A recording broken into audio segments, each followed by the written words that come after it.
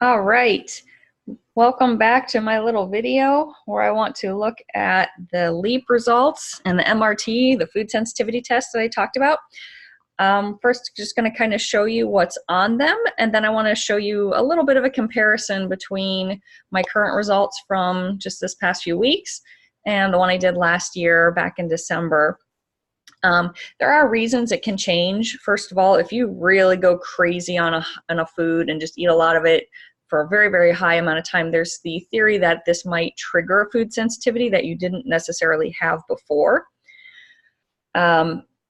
Likewise, if you avoid a food that you are sensitive to for a while and you heal and kind of calm things down, you might be able to better tolerate that food later. But then just in general, as your gut health changes, whether for better or for worse, that's going to make you more or less sensitive to foods in general.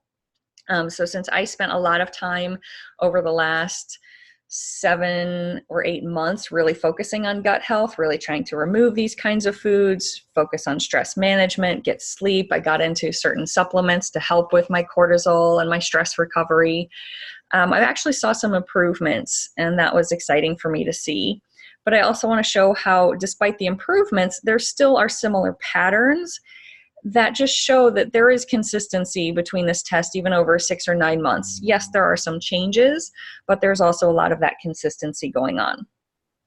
So what I'm looking at here is with the test, the MRT LEAP test, they take your blood and they compare it to 170 different foods and chemicals, and then they divide it basically by kind of like food groups, so to speak. And then they will rank it from least reactive to most reactive. You can see that here, for example, in my vegetables. Very, very low, almost actually considered this non-reactive to asparagus. And then it works its way up on this bar graph. And when it crosses this line at a certain value, then it becomes what's considered a yellow reactive or a moderate reactive. And if this went even higher and crossed the second bar, a grade scoring of 2.0 or higher, then it's a red reactive or fully reactive or high reactive. Last time, the only red reactive I had was wheat, and I've seen people have as many as 5. I've heard of people having higher than 5, 7, or 10, but I have seen a couple people with 0. So again, it sort of depends on your gut health and your immune system. So it's testing how much of a white blood cell reaction there is to each of these items, how much inflammation, how much your body is releasing histamines and cytokines and interleukins and all these things that can cause problems in your body, pain, migraines, headaches, all the stuff I talk about food sensitivities with. So we've also got our beans, nuts, legumes, and seeds, our fruits, flavor enhancers, so that's your herbs and your spices, meats and poultries, grains, seafood, some miscellaneous things, and my favorite here is coffee. And those of you who know me, coffee is important, so it's important to me that it's considered a low reactive food, and then dairy. And it is interesting to me to see this yogurt jump versus everything else. And I'm not going to get into the details too much why, but there are reasons why, even though a lot of these are cow milk based, they're different reactivity levels. So for me, the thing that was interesting is the seafood. This is something I don't tend to eat a lot of, and it's the one that had the most shifting between the first and current test. So this is kind of what we're looking at. We get these numbers, and then based on that, you get your own personalized food plan that shows what you're allowed to eat in phase 1.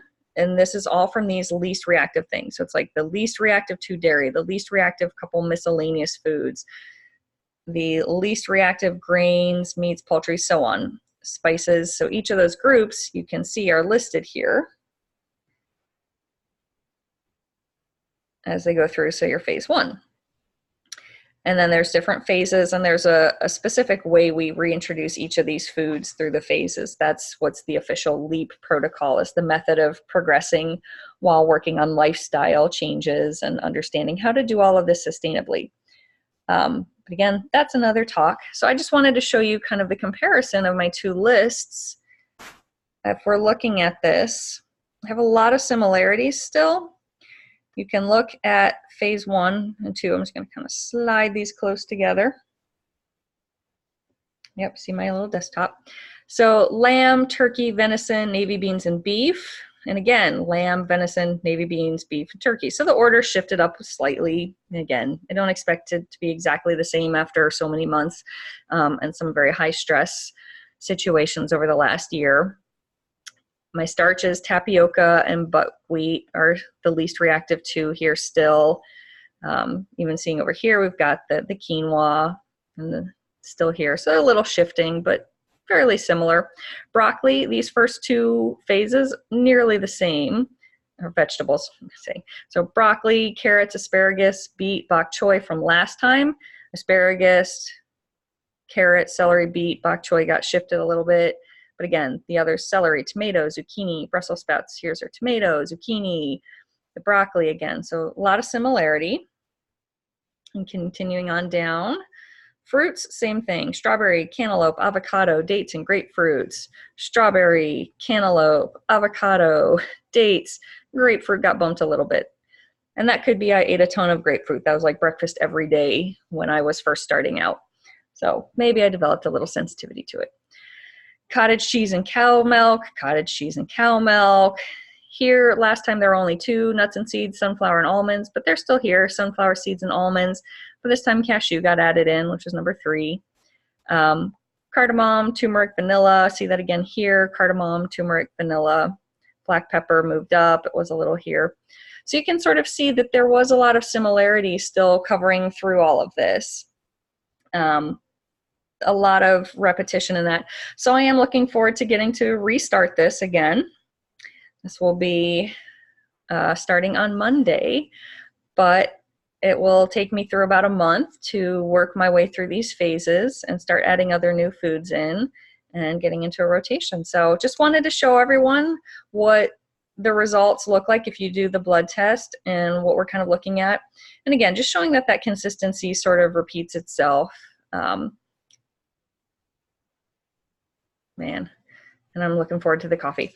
All right, so you guys have an awesome day, and I will talk to you all later. Take care.